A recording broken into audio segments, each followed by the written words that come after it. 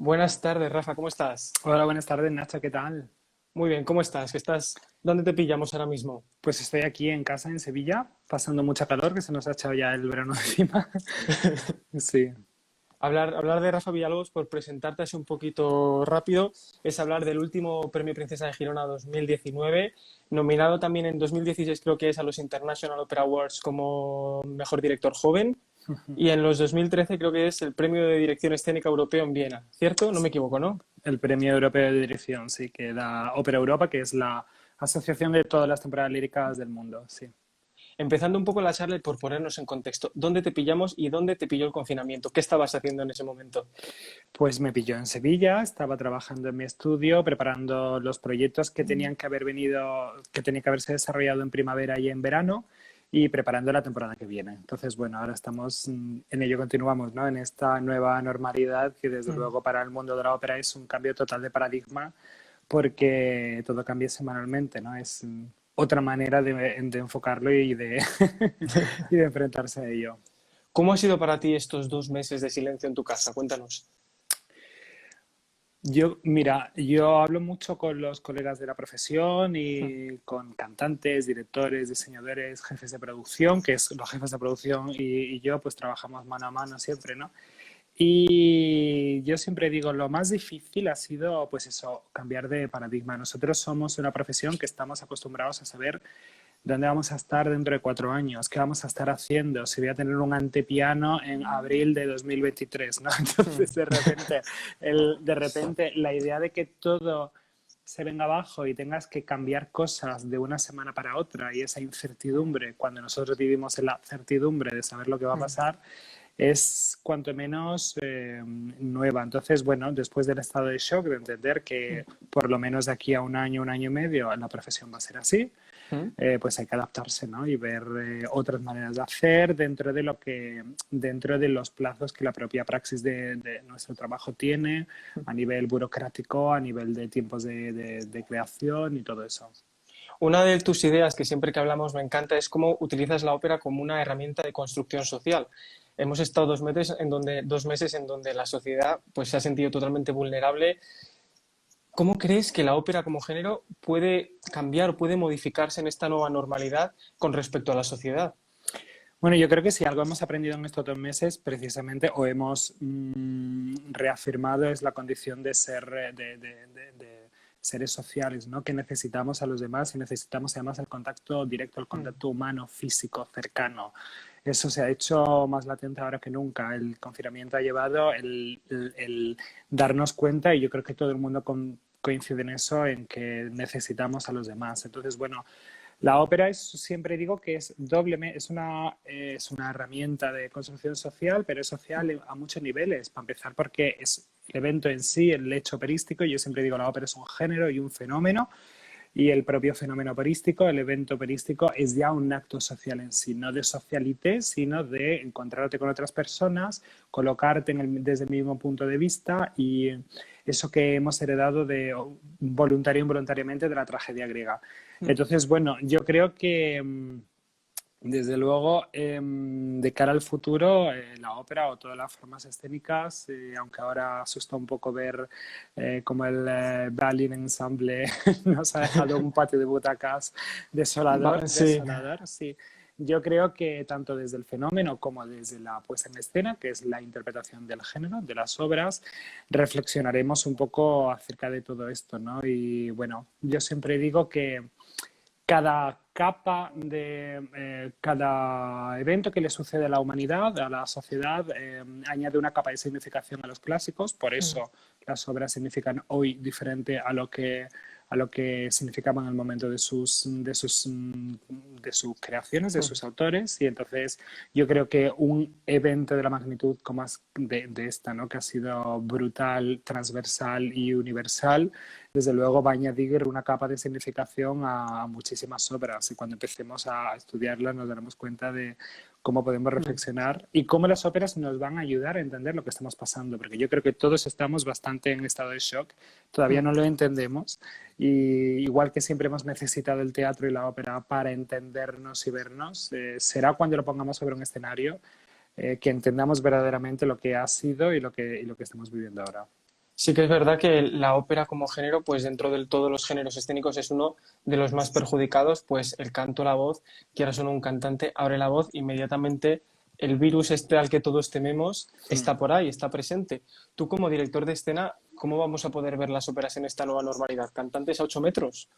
Bueno, pues estamos estudiando todas las posibilidades, ¿no? Hoy mismo me ha llegado el plan del Teatro Real, que han hecho un plan increíble de cómo desarrollar todos los ensayos de la temporada que viene, de todos los departamentos, de cómo. Mm. Y bueno, en realidad esto es algo que es tan nuevo para todos que tenemos que ir un poco descubriendo. Me temo que cometeremos errores, espero tanto por exceso de prudencia como por exceso de confianza. Espero que no muchos, espero que haya. Hoy en día, si algo tiene de bueno la globalización, es la transmisión de información, así que espero Mm. que, desde luego espero que las asociaciones, tanto Ópera 21 en España, Ópera Europa, ayuden un poco a transmitir esas pruebas, errores que se van haciendo y pues no lo sé, para mí es tan Tú sorprendente como como para el director de escena resto. eres parte del pastel, es decir, o sea, la imagen que veremos nosotros como público de lo que es una ópera en esta nueva normalidad, en cierto modo está muy influenciada por lo que todos los directores de escena acabéis realizando basándose en estas medidas de seguridad que están intentando desarrollar todos los teatros. Claro. A ver, yo siempre tengo la teoría, mira, lo extrapolo a. Yo siempre hablo de que para mí el físico del cantante no es tan importante porque en realidad tú tienes que pensar en el personaje y se puede ser sexy siendo delgado, muy delgado, gordo, muy gordo. Entonces aquí habrá que analizar qué es lo que queremos transmitir al público y ver cómo podemos hacer eso dentro de la nueva normalidad, ¿no? Entonces, hay muchas maneras de expresar lo mismo y tenemos que ver exactamente cómo podemos hacerlo. Lo que pasa es que muchas veces la puesta en escena ni siquiera a lo mejor lo que no se planteaba muchos directores es qué es lo que quieres contar, ¿no? Entonces, lo más importante es analizar eso y luego pues el amor, el cariño, el odio, todo eso se puede representar pegaditos y separaditos. Entonces, ¿Crees, bueno. crees que la idea del confinamiento, de la cuarentena, de las mascarillas a las que hace 3 meses veíamos por la calle a gente con mascarilla y parecía que la mirábamos raro y ahora miramos raro a quien no la lleva? Mm. ¿Crees que esto se va a reflejar en toda la regia escénica dentro de la ópera de aquí a los próximos 5 o 6 meses? ¿O va a ser algo tan manido que la gente va a querer alejarse de ello? Yo creo que eso ya ha nacido caduco, sinceramente. Mm. Pero bueno, otra cosa es que obligatoriamente tengamos que usarlo y tengamos que aprender a usarlo, ¿no? Pero eh, para mí la reflexión cuando llevo una obra a escena va mucho más allá de eso, de la anécdota. No tiene que ver tanto con la anécdota, tiene que ver con otro tipo de cuestiones que son mucho más internas del ser humano. Y como digo, yo, por ejemplo, como ser humano me siento completamente en estado de shock. Entonces, no será hasta que me ponga a ensayar y hasta que reflexione sobre todo esto ensayando, que es como yo reflexiono, metido en una sala de ensayo con un grupo de artistas muy diversos, hasta que yo no empiece a entender un poco todo esto y ojalá la reflexión que hagamos en una sala de ensayo sirva para que el público también de algún modo pueda llegar a entender qué nos está pasando. El público sí que es verdad que ahora pues mucha gente puede tener miedo a acudir a los teatros, a las casas de ópera. Ya veías, hablabas de esa desoladora imagen de 2 butacas cada 7 butacas que veíamos hace unos días. ¿Cómo crees que esa dimensión escénica de la cuarta pared que hay dentro de la ópera, tú crees que después de este confinamiento, después de este proceso personal que muchos hemos tenido mediante él, crees que se puede llegar a romper en el género operístico? Es decir, ¿podemos acceder al público de una forma más directa pese a las distancias que tenemos que realizar? A ver, la conexión con el público va más allá. O sea, en realidad, a ver, porque son dos temas, yo creo esto, ¿eh? Por un lado, conectar con el público no tiene que ver con que haya una persona o que haya 1000 personas o 10.000 personas en el público. Tiene mucho más que ver con la energía, con la claridad, a veces no se transmiten ideas porque no están claras las ideas, ¿no? Esto pasa mucho en el teatro clásico. Tienes que tener muy claro la retórica de un texto para, si eres capaz de organizarlo en tu cabeza, eres capaz de expresarlo y es capaz de que el público lo entienda. Pero desde luego lo que a mí me resulta muy difícil es imaginar teatros sin público, porque el público es parte fundamental de la ecuación, ¿no? Del evento. Sin público no hay representación. El otro día hablaba con Julia Semenzato, la soprano, y ella me decía, con los streaming, ella decía, es que yo no, o sea, ¿qué es cantar en tu casa? O sea, a mí lo que me gusta es hacer música, estar con otros artistas y tener esa conexión total con el público. O ahora que estoy trabajando también para la Bienal de Flamenco, Claro, los flamencos dicen, o sea, nosotros vivimos de la interacción con el público, entonces, ¿cómo vamos a actuar en un...? Pero Claro. bueno, por otro lado, es verdad que tengo que decir que me alegra mucho la posición que han adoptado muchas instituciones de cara a entender que aunque efectivamente el público es parte fundamental de la ecuación, hay que ayudar a los artistas y los artistas comemos y dormimos bajo un techo o lo intentamos. Entonces, bueno, que los presupuestos de cultura sean de obligado cumplimiento y que se entienda que a pesar de la excepcionalidad y que puede parecer absurdo interpretar para un no público, sería mucho más terrible acabar o que pasar una pisonadora por encima de las industrias culturales y de todos los agentes que la forman. Estoy muy contento con, como digo, con ver las respuestas que algunas instituciones están haciendo, ¿no? Es doloroso ver ese patio de butaca de Berlin Ensemble. Es absurdo para los intérpretes, más absurdo aún a puerta cerrada con un streaming, pero bueno, al final es una manera de que continúe habiendo una industria, si no Sí que es tendríamos verdad que que buscarnos la vida de otro modo y cuando volviera a la normalidad, la antigua normalidad o la nueva o la nueva normalidad o la que o llegue. lo siguiente que llegue, que no sé cómo se llamará, no habrá artistas para hacer, ¿no?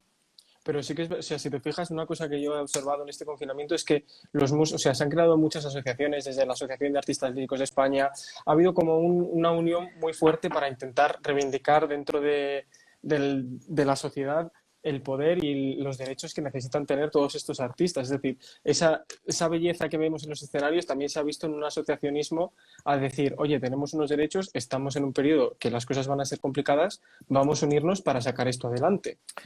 Sí, desde luego que sí. Y en un mundo tan tradicionalmente competitivo como es el mundo de la ópera, aunque tengo que decir también que esa competición forma parte un poco más del pasado y de esa idea más antigua de lo que era la ópera, que hoy gracias a Dios no es así. Ha sido muy hermoso ver cómo la gente se unía también, ver cómo, y no hablo solo de la ópera, hablo de la cultura en general, tanto el entretenimiento por un lado como el arte por el otro, las dos grandes patas de esa misma bolsa que llamamos cultura. Me gusta ver cómo yo creo que la sociedad en general se ha dado cuenta de lo necesaria que es, ¿no? De que la cultura es eso que nos hace humanos, y ya sea porque te evade o ya sea porque te ayuda a ampliar la esfera del ser, ¿no? El arte y el entretenimiento, y desde luego sin cultura este confinamiento habría sido imposible. Y yo creo que la Y lo ha gente, mostrado la cultura, o sea. y la sociedad yo creo que se ha dado cuenta de algún modo y ha apoyado y bueno, desde luego será una nueva etapa y ahora lo importante es que eso se ve reflejado a nivel tanto a nivel fiscal como a nivel de presupuestos públicos, como de interés privado a la hora de colaborar, como también el compromiso. Y desde aquí quiero hacer un llamamiento, si me permites, que tiene mucho Permitido estás. que tiene que ver con todo porque tiene mucho que ver también con lo de que haya artistas, ¿no? Igual que para que haya artistas tenemos que seguir trabajando, no voy a decir cobrando, voy a decir trabajando, no queremos cobrar sin trabajar, sino poder hacer algo en estos meses. Para que haya instituciones también y temporadas, también necesitamos el apoyo del público. Entonces, en Italia, por ejemplo, hay una campaña ahora muy grande para que el público renuncie al reembolso de las entradas, ¿no? Y yo siempre digo, por supuesto, si en tu caso personal no puedes renunciar a ese dinero por tu circunstancia personal, obviamente es una manera de recuperar algo que es tuyo.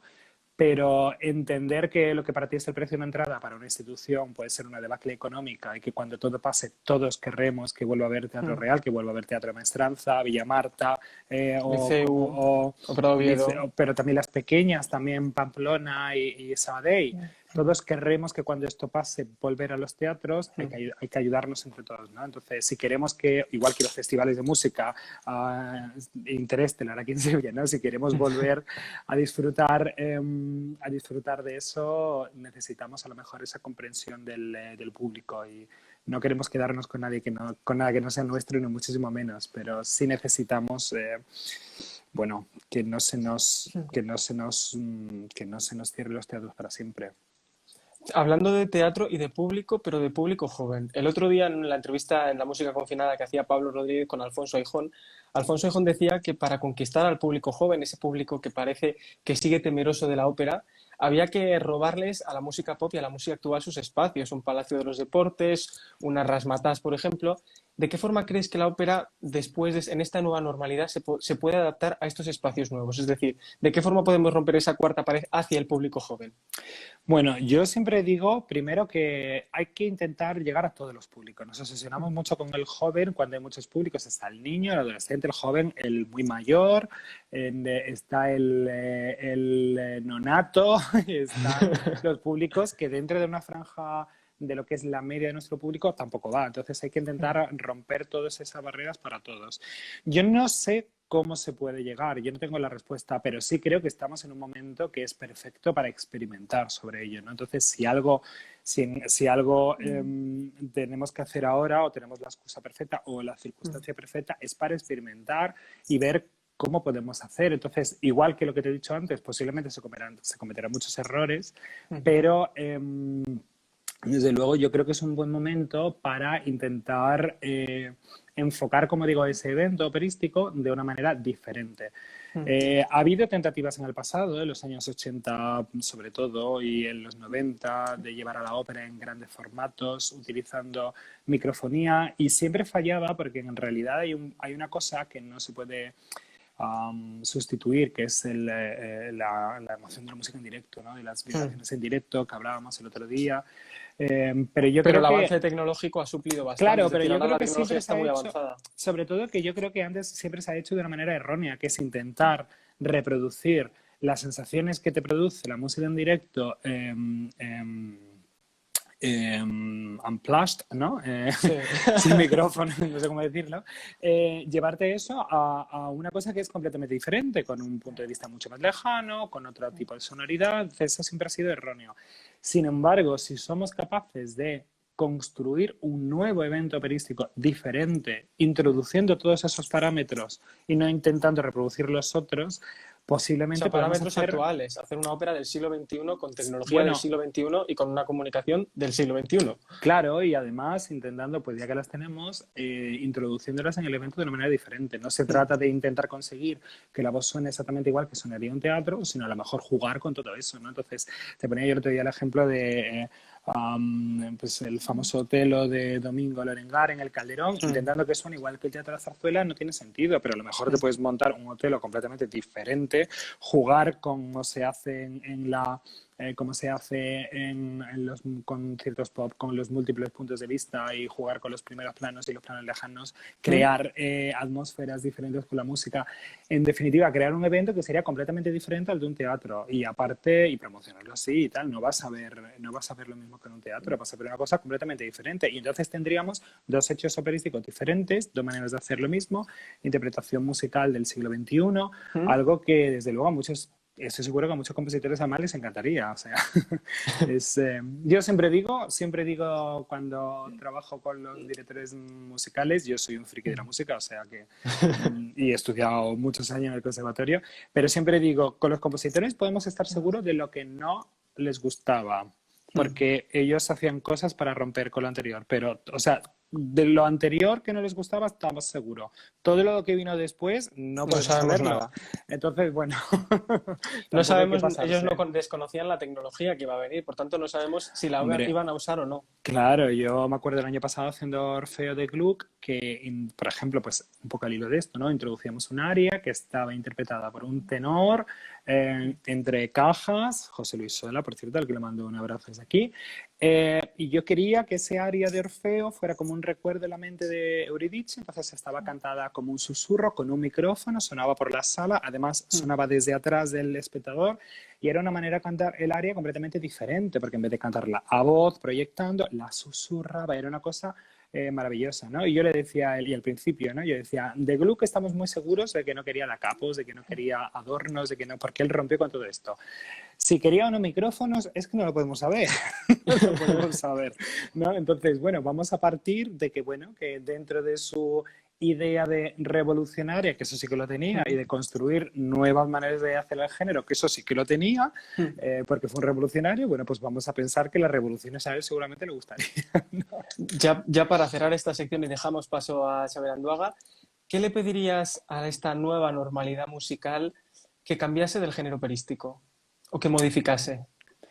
Pues precisamente a lo mejor eso, ¿no? Ser un poco más flexibles porque yo creo que no hay mayor, a lo mejor, a ver cómo lo expreso. Cuando el purismo a veces se vuelve completamente en contra de la voluntad de los compositores y el espíritu de las obras, ¿no? Entonces, entender que toda representación operística es contemporánea, no porque vayan en vaqueros, sino porque se hace hoy, es fundamental, ¿no? Entonces, un poco de flexibilidad a la hora de abordar las obras, siempre desde el respeto, obviamente desde el respeto, pero a los compositores, pero bueno, pediría que eso, que estamos en un momento precisamente en el que podemos experimentar muchísimo con cómo abordar las obras, cómo interpretarlas, cómo incidir en ellas, cómo enfocar el evento, crear nuevos tipos de evento y nos equivocaremos muchísimo, pero bueno, seguramente algo habremos aprendido y yo siempre digo que esto es como los ensayos, que los ensayos franceses que son repetir, que es repetir, y los alemanes que son probar, pues esto es un experimento.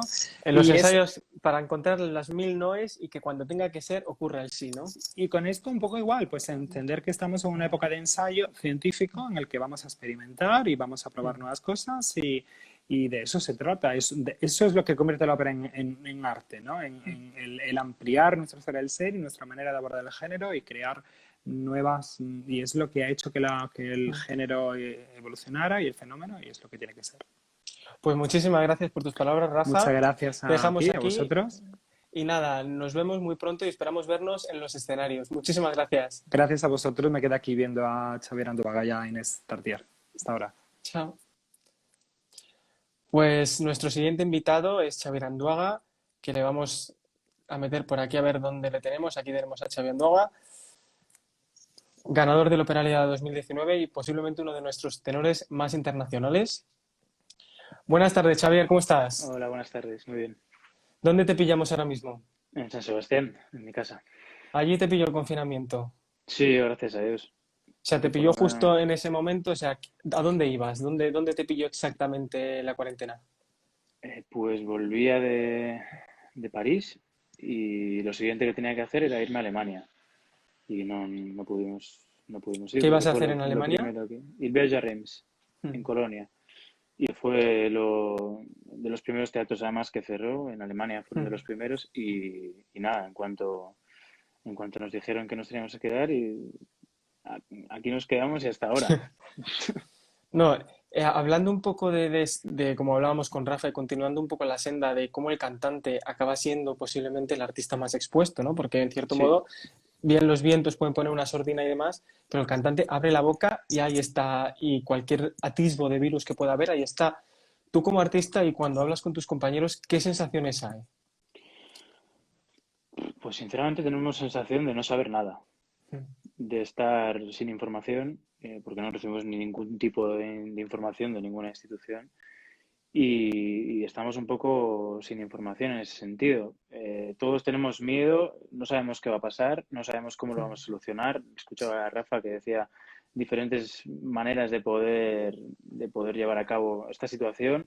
A mí se me hace complicado pensar que vamos a poder hacer la ópera sin abrazarnos, sin sentirnos. Pero bueno, yo creo que todos tenemos que pensar en una línea que nos lleve a hacer ópera otra vez y que podamos disfrutar todos de la ópera. Así que tendremos que amoldarnos, como sea. Tú No sé como cómo, artista y como cantante, ¿cómo ves de repente estar cantando en una escena de amor, un dúo, cuando en vez de tener a la soprano a 1 metro la tengas que tener a 8? Imagínate, por poner un caso hipotético, ¿de qué forma crees que esto puede afectar tanto al canto como a la escena? afecta sin ninguna duda a la escena porque no tienes a la persona cerca. Sería casi en principio problema del director de escena ver cómo lo hace para que nosotros tengamos la idea que él quiere y podamos plasmarla a 8 metros, pero a mí creo que vocalmente me afectaría mucho porque cada movimiento, sea de amor, sea de rabia, sea de muerte, que me pasó hace poco en mi primera muerte en ópera, en la Lucrecia Borgia, que yo moría en los brazos de mi madre, que muere Gennaro en los brazos de su madre. Sinceramente, se me hace muy complicado pensar cómo voy a morir en los brazos de mi madre si estoy a 8 metros.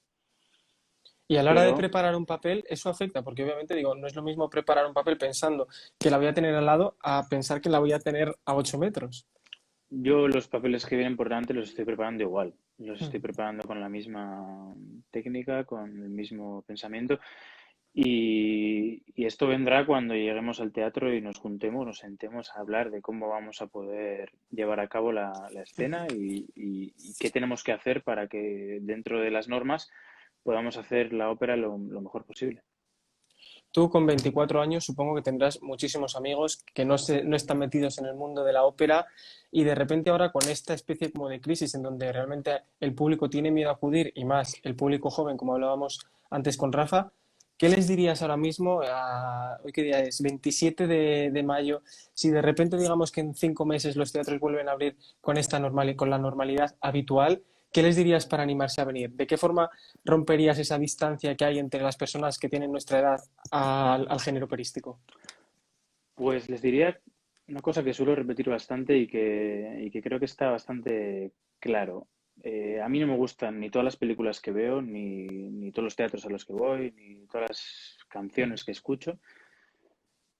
Y creo que pasa lo mismo con la ópera. Hay ópera para todo tipo de personas y todo tipo de gustos. Entonces creo que lo único que podemos hacer es ir, probar y ver qué nos pasa. No podemos pensar ya porque somos jóvenes que la ópera es una cosa antigua, de mayores, de cara, que es verdad que en algunos momentos, en algunos teatros la ópera es cara, pero en general para los jóvenes tenemos algún tipo de Muchas, ayudas muchas ayudas, o sea, o hora joven descuentos. o todo tipo de descuentos que tenemos que aprovechar, porque los teatros, sinceramente, probablemente pierdan dinero cuando están haciendo eso. Entonces tenemos que aprovechar y disfrutar estas ocasiones.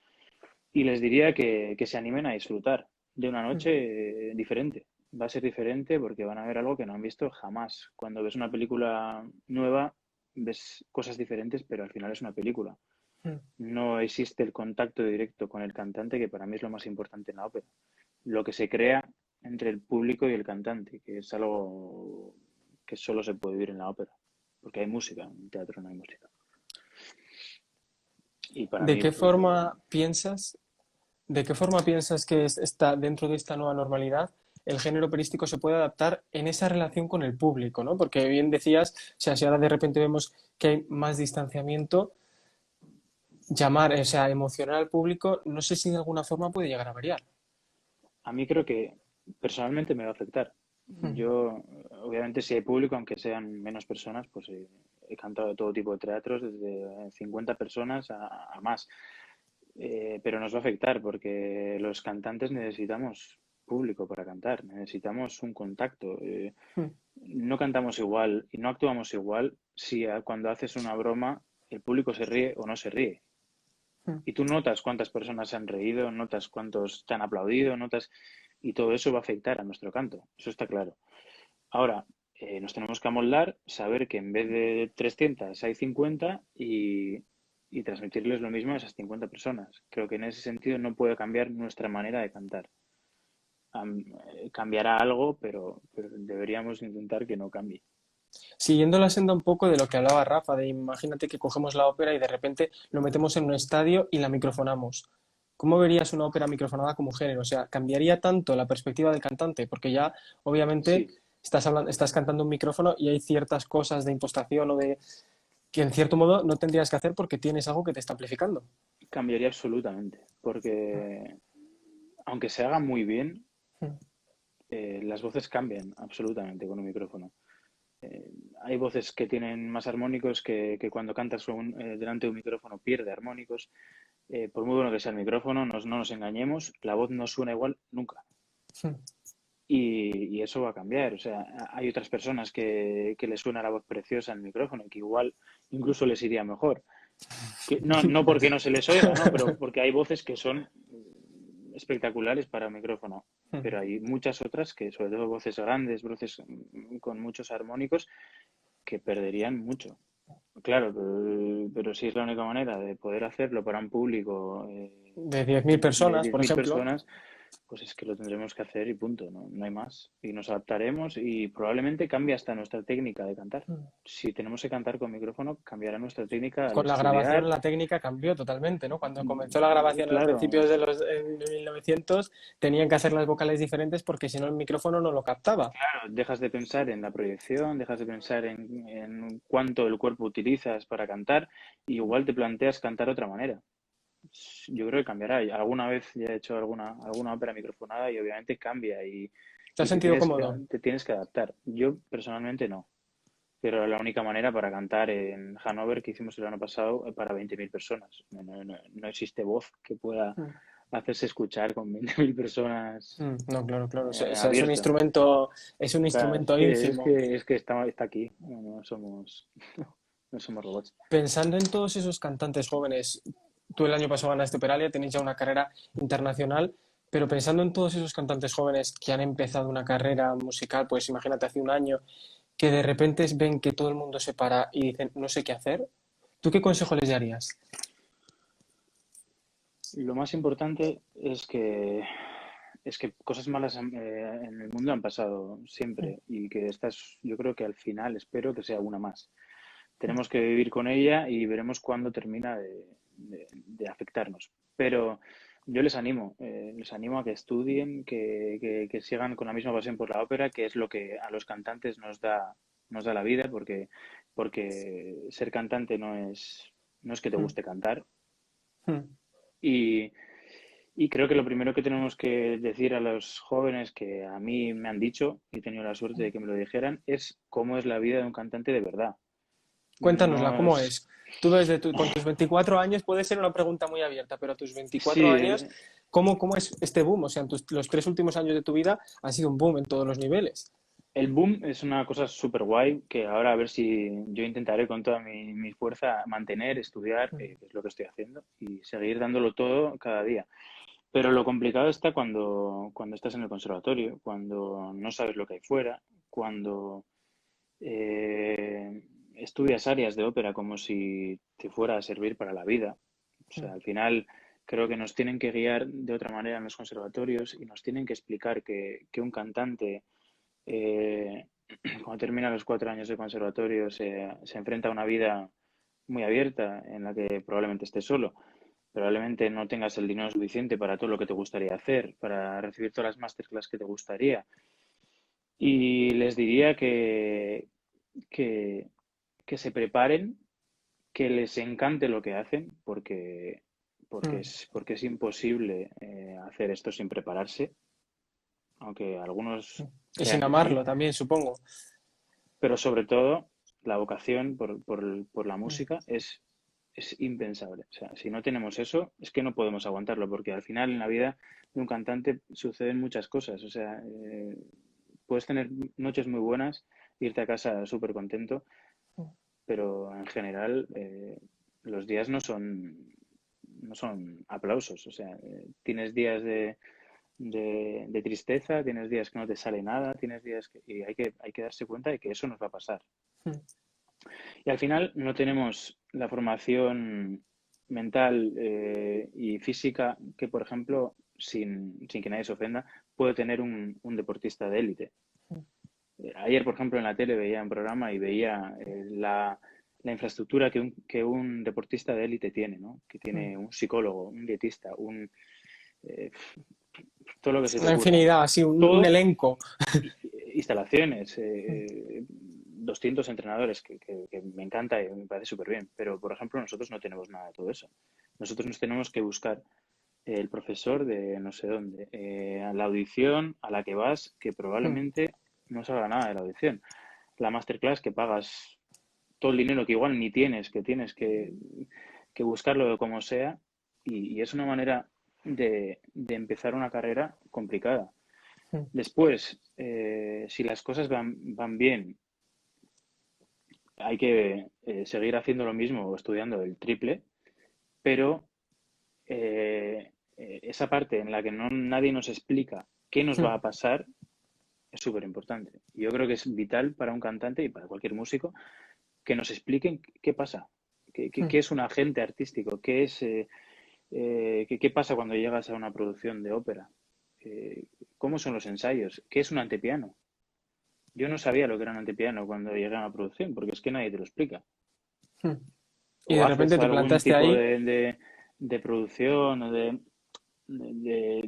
algún ópera Cualquier estudio, lo que sea, evento escénico de algún tipo. o no, o no tienes. Y yo creo que es importante que nos expliquen las cosas bien.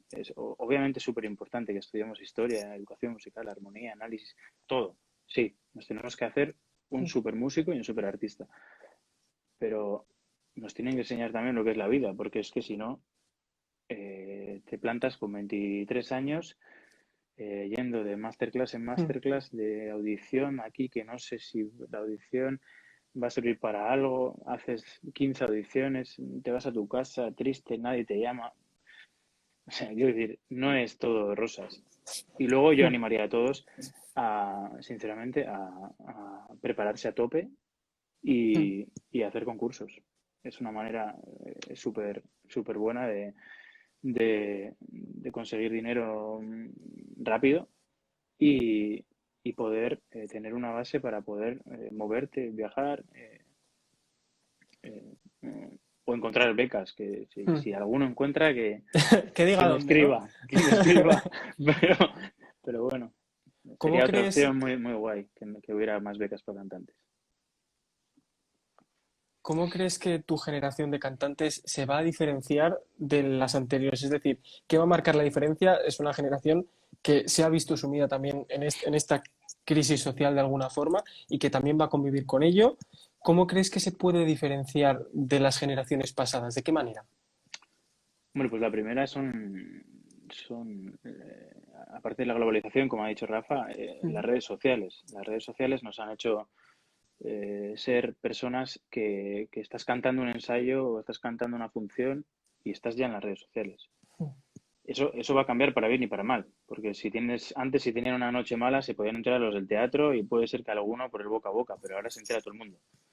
Entonces, claro, eso tiene una cosa mala también. Pero nos vamos a diferenciar en parte por las redes sociales y por el acercamiento que las redes sociales nos están dando a la gente. Y también porque creo que ahora es más fácil que antes, que hace 30 años, poder formarse.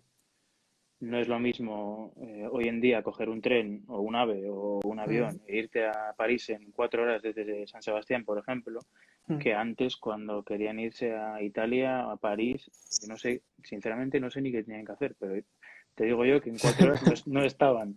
Entonces yo creo que por ahí tenemos una, un apoyo en ese sentido.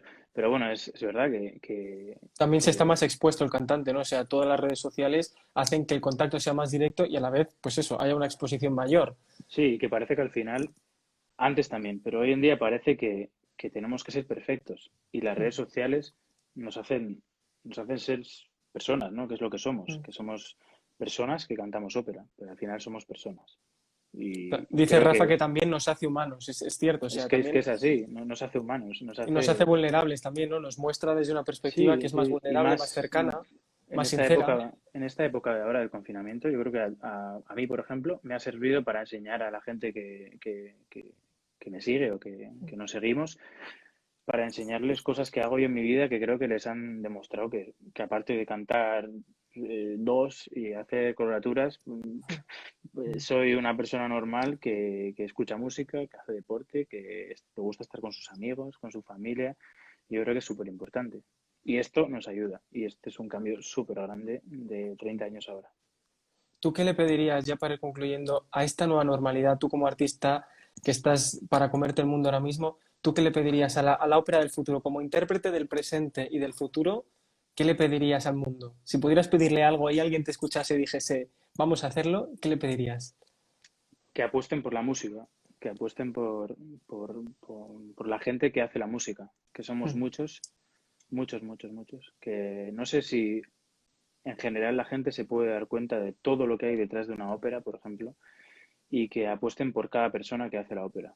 porque nosotros salimos a cantar, pero somos 8 los que cantamos en el escenario.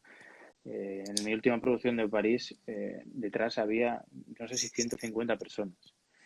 Y tenemos que apoyar por todos, porque que en un teatro vive mucha gente y obviamente yo como artista quiero apoyar a todos los artistas y que quien me esté escuchando, como dices tú, que nos apoyen, que yo me siento apoyado sinceramente en España, pero que se piense en todo el mundo, no solo en los artistas, que al final cuando hacemos un concierto en directo, en streaming o para pocas personas en versión concierto, hay mucha gente que no está trabajando. Entonces tenemos que pensar en todo el conjunto, tenemos que pensar en todos los técnicos, en todo el vestuario, maquillaje, sastrería, todo. Producción, claro. Y al final creo que esa parte es súper importante, vital y por la que tendríamos que apostar, por todos los que hacemos la música, que somos muchos y somos todos igual de importantes. Ya sé que suena tópico, pero es que es así. Pero es verdad, hay muchas veces las verdades son las que más tópicas suenan. Es que sí, es verdad. Me estaba sonando un poco mal mientras lo decía, así como parece que te has leído, pero es así. ¿Qué te voy a decir? Sinceramente, es así. ¿Cuándo te podremos ver de nuevo pronto en los escenarios? Pues pronto sabréis algunas cosas, pero lo que ya está publicado es París en octubre y espero que podamos hacerlo. Y luego hay muchísimas cosas interesantes que me encantaría contar, pero que las iremos sabiendo dentro de poco, ¿no? Que creo que quedan 2 días para que lo sepáis y no puedo ser yo quien lo diga. Perfectísimo, pues muchísimas gracias por tu tiempo, de verdad, Xavier. A ti, nos vemos muy pronto en los escenarios. Espero que sí. Y hasta entonces, gracias, de verdad. Un abrazo. Chao, gracias. Y vamos a pasar ya a nuestra última invitada del día, Inés Tartiere, que la tenemos por aquí. Una de las managers de artistas posiblemente más jóvenes yo diría, del mundo, ¿no? Buenas tardes, Inés, ¿cómo estás? Hola, Nacho, ¿qué tal? Muy ¿Dónde bien, te pillamos? Muy bien, en aquí Madrid. Estamos. En Madrid te pilló el confinamiento. En Madrid. Estabas en Madrid, no ibas a ir a ningún lado, estabas ahí y de repente se cerró todo. Pues venía de Italia, la verdad, justo antes de que ellos estuvieran confinados y tenía que volver y ya no volví, claro. Ya sabía cómo estaba el país y bueno, tenía que ir a Francia un poco después de confinarnos y bueno, ya me quedé en España, ya no pude hacer nada. ¿Cómo te ha afectado a ti? O sea, como un agente de artista, supongo que lo primero que te llegarán serán correos de cancelaciones. ¿Cómo fueron esos primeros 20, 30 días de marzo? Pues mira, no te voy a engañar, terribles. O sea, fue algo... Era ya como, bueno, ya cuando me llegaba un correo no me apetecía ni abrirlo porque era a ver qué me cancelan ahora, ¿sabes? A ver qué toca hoy, a ver hoy en qué estamos. Y era todo el rato cancelaciones, una incertidumbre total, porque nadie sabía nada, porque tú hablabas con los directores artísticos y ellos no lo sabían, no te podían responder. Eso es lo que es realmente, y tú no les podías decir nada porque dependían del gobierno, dependían de una crisis mundial. Burocracia, ¿no? Total. Entonces, claro, tú no podías preguntar y fueron al menos un mes y medio muy duro. Y ahora, bueno, parece que empiezan a salir cosas, pero también sigue habiendo cancelaciones. Yo, por ejemplo, tenía un par de cosas en verano en Italia que las han cancelado hace poco también. Y bueno, acostumbrándote a la nueva vida, a las nuevas que se reprograme todo un poco, pero es que, claro, no es tan fácil porque, como bien sabes, se reprograma, o sea, las programaciones se hacen con 3 años, a 3 años vista. Claro, y claro. reprogramar cuando la agenda de un cantante ya está hecha, y no es solo el tuyo, son los 8, 9, 10 que están en la producción. Entonces es todo un poco, bueno, una incertidumbre muy grande, la verdad, y en eso estamos, aprendiendo a vivir con esto. Sí que es verdad que, como comentaba Xavier, los deportistas tienen, pues eso, tienen un psicólogo, un entrenador. El agente, en cierta forma, de algunas veces puede ser el psicólogo de su artista. Totalmente. ¿De qué manera has tenido que ejercer de psicología de tus representados estos meses? Porque supongo que de repente te lleguen cancelaciones de por sí. Sobre todo, tienes 30 años, tienes una agencia en donde tienes las grandes voces líricas de este país. Gracias. Y de repente tienes que estar, o sea, siendo tú su asesora. O sea, ¿cómo llevas eso? Pues al principio me chocaba mucho porque gente, pues eso, como bien has dicho, de la talla de artistas que puedo tener, que tengo esa suerte, te pregunte a ti porque estás realmente preocupado por la situación, por lo que puede pasar, porque es algo absolutamente nuevo. No nos han enseñado a vivir con esto, y entonces yo intentaba tener respuestas, pero es que muchas veces no se las podía dar. Y era lo que a mí me angustiaba, porque realmente, ¿qué vas a hacer? ¿Qué vas a hacer ¿Y cuando qué tú les dices escribes cuando y no tienes escribes? respuestas? Pues que todos estamos igual, que todos los agentes estamos igual, que yo tengo muy buena relación con otros agentes y todos estamos en la misma situación, claro, es que agentes, cantantes, directores de escena, en este caso como Rafael y demás, estamos en lo mismo, todos vivimos de esto, intentamos vivir de esto y estamos en la misma situación. Entonces, es eso, de intentar que estén calmados, intentar decir que se reprogramará todo, seguir buscando cosas para que nuevas oportunidades que también han salido, todo hay que decirlo, y en eso, intentar tenerles positivos y sacarles adelante porque, oye, esto es No, algo porque no queda que otra. pasará. Hay que tirar del carro. Claro, Hablabas de que el cierto es que la industria operística pues cuenta muchas veces con producciones a 3 años vista. ¿Crees que estos meses en donde de repente vemos que todo se tiene que remodelar a 3 meses vista puede hacer que la industria operística cambie de concepto? Es decir, ya no tengamos que pensar, o sea, los teatros no tengan que pensar producciones a 3 años o a 4 años, sino que a lo mejor estemos viendo cosas a 1 año, a 9 meses vista. pues yo creo que sería bastante lógico, porque muchas veces hemos visto, pues eso, teatros como el Real, Liceu, sobre todo, bueno, incluso Oviedo, Bilbao, tienen ya sus programaciones de aquí a 2022, 2023 prácticamente hechas. Y es lo que muchas veces yo hablo con ellos, pero ¿cómo sabes cómo va a llegar ese cantante que ya tienes desde hace 3 años a un rol que tú hoy en día piensas que lo va a cantar bien? Es que tú ya tienes un contrato firmado, igual dentro de 3 años no está en la misma situación para cantar ese rol. Las voces, como bien sabes, cambian, se desarrollan, y igual el que hoy te da una traviata, en 3 años te puede cantar una butterfly, así como quiero decir la cosa, si está embarazada por cualquier cosa, quiero decir, o tanto un hombre como una mujer, y creo que bueno, se ha visto que ahora están reprogramando con 4 meses de antelación, y es un poco, bueno, sé que están trabajando mucho a destiempo, están volviéndose un poco, la verdad, por lo que hablo con todos ellos, es verdad que no es cómodo programar todo con 4 meses de antelación y cambiar algo que ya tenías hecho, pero sí que creo que cambiar un poco los tiempos no estaría mal, porque tanto por estos cantantes como oportunidades para nuevos jóvenes cantantes que vayan surgiendo y que tienen todo cerrado de aquí a 3 años. Es que no me parece justo tampoco para ellos, ¿sabes? Y en eso me parece. ¿Crees que sí que es verdad que los más perjudicados en esta crisis han sido muchas veces los músicos freelance? Ujú. ¿Tú como agente crees que el músico freelance después de esta crisis se va a implementar? ¿Se van a crear agencias con más representados? ¿O de qué forma crees que se puede desarrollar el trajín de artistas? Pues yo creo que va a ser al revés, fíjate, que va a haber cada vez más agencias pequeñas. Porque, bueno, lo veo con otras agencias, las grandes yo creo que están sufriendo más, porque date cuenta que tienen más gente que trabaja con ellos, tienen muchísimos más cantantes, muchísimas más cancelaciones, tienen que reprogramar para todos ellos, y cada vez más va saliendo que son como pequeñas familias al final, ¿no? Son como pequeñas familias que cada uno lleva a sus cantantes, los medio protege, como dices, hace de Sí, psicólogo, y creo que al final eso es como creo que no sé si deberían volver, porque sabes que en esta industria ha habido un monopolio terrible en los últimos años, tanto en las agencias como esto, y sí que en ese caso debería cambiar. Y los freelance, pues yo sí conozco a gente que le va bien, que oye, que no necesita un agente porque ya le han conocido aquí y allá, pero es muy difícil. Son muy pocos los que tienen esa suerte.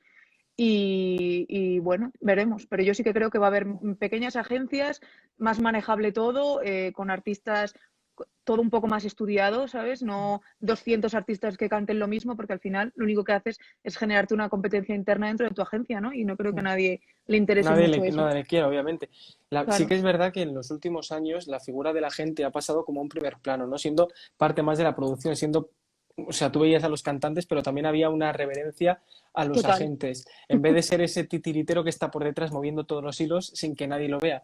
¿Tú crees que después de hablando un poco hipotéticamente y utópicamente, después de este confinamiento en donde la gente ha tenido ese periodo de soledad, de reflexión, ¿crees que eso o sea, ¿crees que la gente va a volver a estar detrás realmente del telón? Eso O espero. Eso espero realmente, porque es verdad que la gente ha tomado ahora de repente un protagonismo que no se entiende. Ahora todo el mundo, en vez de hablar del cantante, habla de la gente que le representa, ¿no? Y es, no, este está aquí porque está con este o porque está con ese. Me parece muy injusto, tanto para el cantante como para el que le contrata, tanto para la gente también, porque, oye, si una gente tiene muchas veces muchos cantantes en una producción, también es que algo estará haciendo bien, ¿sabes? No siempre hay que ir contra ellos porque tienen a los mejores, ¿no? Hay agencias que tienen gente muy buena y, oye, mira qué bien, que les va bien. Es una envidia totalmente sana, ¿sabes? Esa gente que les va tan bien y que tiene gente muy buena. Otra cosa es que esa gente pues tenga el 50% de sus cantantes en un teatro. Entonces allí ya te mosquea un poco como gente y como cantante, ¿no? Eso es un poco lógico. Pero sí, a mí me gusta siempre, bueno, menos este caso porque ahora mismo en el confinamiento, pero siempre me gusta estar detrás del cantante, no me interesa para nada ser la persona visible de la agencia. Creo que los importantes son ellos, los que realmente al final van a dar la cara son ellos, porque al final los que se suben encima del escenario son ellos. Yo al final siempre estoy detrás y creo que debería de ser eso, y es una cosa que ha cambiado en los últimos 10, 15 años y ojalá vuelva a ser lo de antes, la verdad te lo digo. ¿Tú qué consejo les darías a todos esos jóvenes artistas, intérpretes, cantantes que ahora mismo pues igual han terminado sus estudios y dicen, ¿qué hago? Me pongo de freelance, me busco un agente y están un poco perdidos? Tú como agente y sobre todo como agente joven, que tenemos que recalcar que tienes 30 años, o sea, que es que en el mundo de los agentes yo creo que eso es bastante extraño. Bueno. ¿Qué consejo les darías? ¿Qué consejo les darías a todos esos intérpretes jóvenes que quieren Pues decir, oye, quiero desarrollar una carrera, ¿qué hago? Claro, es que ese es el debate, ¿no? Hoy en día es que los jóvenes siempre va todo contra ellos un poco. Pues principalmente eso, mira, que intenten hacer todos los concursos que puedan, porque para mí es mucho más importante un concurso que hacer una audición en un teatro, que en el 99,9% no te hacen ni caso. Ese 0,01 es muy casual, es algo que sí puede pasar en algunos teatros cuando justo están pidiendo un rol, pero al final te conocen y eres uno más de los 50 que hicieron audición ese mes, ¿sabes? Es muy difícil. Sin embargo, cuando vas a concursos, ya, claro, tienes que pasar una fase. Primero, oye, si no te cogen ese año, pues inténtalo el siguiente. Obviamente, es que hay mucha gente que se desespera ya no está. Y Ya no dice, me adiós, se va. Claro, no tengo agente. Claro, creo que tener agente es verdad que es importante, porque al final que escriba un agente o que escriba un cantante directamente, yo creo que te toman con otra perspectiva a veces, ¿no? Que te hacen como un poco más de caso, que es totalmente injusto, me parece una tontería, pero bueno, sabemos que es así. Y es eso, yo creo que deberían de hacer concursos y deberían intentar buscar un agente si quieren, si no, si les va bien como freelance y realmente no necesitan eso, que sigan con su carrera, porque yo realmente cuando trabajaba en la otra parte, la gente que venía sin agente incluso lo valoraba más, ¿no? Porque decir, esta persona está aquí porque realmente vale. Porque, No oye, tiene a alguien nadie, detrás. claro, no tiene nadie detrás que esté. Claro que hay veces que obviamente también con los agentes vales, pero que estamos detrás intentando que ese cantante llegue, ¿no? Y muchas veces esa persona, pues es por sus propios medios, ¿no? Y eso también es muy importante. ¿Tú cómo crees que después de esta crisis, y supongo que también todas las burocracias de los teatros están cambiando prácticamente cada 24 horas, cómo crees que va a afectar la relación de los intérpretes con los teatros y de los agentes con los teatros también? Pues yo creo que ya está cambiando. ¿Sí? ¿De qué forma? Pues a mejor, mira, tengo que decirte que todo a mejor. Creo que estamos todos entendiéndonos de una forma mucho más sana. Estamos intentando, por lo que yo estoy viviendo, hablo siempre de mi experiencia, no de la de los demás. Estamos intentando, yo estoy intentando colaborar con lo que puedo. Si un cantante necesita, pues eso, si se tiene que bajar un poco el caché, pues lo estamos intentando hablar. Hombre, una medida normal, ¿sabes? Hay veces que también me han pedido que si podía cantar gratis y hasta ahí yo no accedo, por ejemplo, ¿sabes? No me parece lógico ni bueno ni para el cantante, ni para el mercado, ni para nada. Pero la relación con los directores artísticos, como ellos están en la misma situación, al final, ellos necesitan también, oye, una ayuda por parte de sea gente, ya sea cantantes, y que estamos todos en lo mismo. Todos queremos vivir de esto porque es una pasión, no es una profesión, como siempre digo, y queremos intentar que dure cuantos más años mejor, ¿no? Y yo en ese sentido sí que lo estoy viendo. Y oye, y más permisos, he tenido que pedir permisos, oye, mira, en esta situación ya tenía una producción, por favor, vamos a intentarlo, ¿sabes? Me dice, mira, realmente y me han contestado así, realmente con lo que estamos viviendo, no puedo decirte que no, sí que mira, en ese sentido, todo positivo, tengo que decirte. Sí que es verdad que reprogramar parece que es la palabra de moda ahora mismo, ¿no? Es reprogramar. Justo. Pero Antes era cancelar y ahora era reprogramar. o sea, es una solución totalmente factible la de reprogramar. Es decir, de repente donde teníamos, o sea, todo lo que se ha hecho en 5 meses se va a reprogramar para 5 meses siguientes, pero en esos 5 meses ya había cosas programadas. Entonces, claro. Es realmente, Bueno, o sea, es la reprogramación, es una solución real porque, para el artista, porque muchas veces los cachés tienen que esperar esos 5 meses y es 5 meses en el que el artista está sin cobrar. justo, ¿no? Y 5 meses es muy optimista, ¿eh? Yo tengo Ah, cosas que han cancelado de aquí a 2, 3 años. Y claro, es algo con el que, si nadie se espera esto, nadie se espera que esto llegue no, a no, pasar y no. es un dinero con el que ellos ya contaban. Y hay que, claro, hay personas que se pueden permitir y que tienen ahorros porque tienen ya una carrera larga, pero hay cantantes jóvenes que no. Y eso es lo que también, oye, podrían ayudar un poco. Ahí sí que pediría un poco de colaboración, tanto del gobierno Mm. como de, bueno, en este caso tenemos un sindicato maravilloso que se llama ALE, Vale, que claro, está claro. intentando hacer todo lo posible, pero es que hay gente que está en una situación muy desagradable y, oye, Ujú. que contaban con un trabajo que no se les está pagando, que eso pasa en muy pocos sectores hoy en día, ¿sabes? Bueno, como bien sabes, y es el problema y veremos en qué acaba esto, pero a ver si se empiezan a dar cuenta que la cultura es un bien de primera necesidad como lo ven en otros países, no como en el nuestro, ¿no? Hablando y intentando concluir un poco, como bien les preguntaba a tus compañeros, si pudiésemos pedirle algo que hubiese donde fuese y que nos hiciese caso, hiciese las cosas que les pidiéramos, ¿qué se podría cambiar de la relación de los agentes con los teatros, de los agentes con los cantantes, de la industria operística de por sí después de esta crisis? ¿Tú qué pensarías? O sea, una agente de 30 años vas a ser la gente del presente y del futuro. Bueno, sí. ¿Qué te gustaría que se pudiese cambiar para que todo funcionase mejor? ¿Qué está fallando ahora mismo? Pues mira, es que no quiero copiar a Xavi, pero es que me ha encantado su respuesta, ¿no? De apostar por la música me parece algo absolutamente obligatorio, que la gente se dé cuenta de que esto no es una profesión, que esto es algo que va más allá, que no es, que el que va un día, que te puede curar, que va a ser mal, que es algo, que es una pasión que todo el mundo, accesible para todo el mundo en el sentido de que no es ni, bueno, como vemos en el Teatro Real, que hay para jóvenes, para gente más mayor, si estás desempleado, oye, que hay ayudas para casi todo el mundo y que todo el mundo debería probar y cambiar, que seamos todos un poco más humanos, ¿no? En este sentido, que nos ayudemos los unos a los otros, que antes hubo una época, justo cuando yo empecé, o antes, bueno, por lo que me decían, que era un poco matarse entre agentes, matarse entre directores artísticos y, oye, aquí es lo que hay.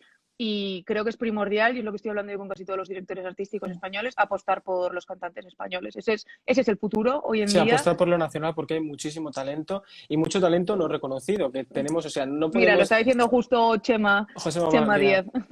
eh, Es que es lo primordial. Si no creemos nosotros en nuestros cantantes, ¿por qué van a querer los de fuera, sabes? no es verdad. O sea, no, el dicho ese que tenemos de que nadie es profeta en su tierra, nos lo tenemos que Es quitar de total, en medio. Porque totalmente. realmente aquí tenemos, o sea, no podemos ver que los grandes cantantes españoles estén debutando en teatros fuera y que nosotros todavía tengamos una relación, o sea, las instituciones acaban teniendo una relación distante con ellos. Eso no se Exacto. puede permitir. Si no has cantado en París, en Londres o en La Scala, en España no entras. Y es que es un absurdo total. Y el día que se den cuenta, pues ya espero que no sea demasiado tarde y que esto por lo menos les haga abrir los ojos un poco en ese aspecto a los directores y se apueste más por nuestros cantantes. Pues Eso es lo que. con esta reflexión nos quedamos. Muchísimas gracias, Muchísimas Inés. gracias a ti, Nacho. Y muchísimas gracias a todos los que habéis estado compartiendo este tiempo con nosotros. Llevamos ya 13 charlas. Vosotros habéis sido 3, pero han venido 12 personas que han estado compartiendo sus ideas y sus ganas de compartir música con nosotros. Así que gracias a los que han venido y a todos vosotros que nos escucháis.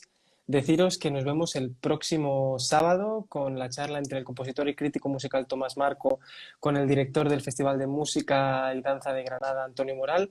Y el próximo miércoles tendremos a la viola Isabel Villanueva, con el director de Scherzo, Juan Lucas. Gracias una vez más a todos, nos vemos muy pronto y como bien decía Inés, que la música viva, que la música persista y a por todas. Gracias, de Muchas verdad. gracias a ti, Nacho. Adiós. Chao.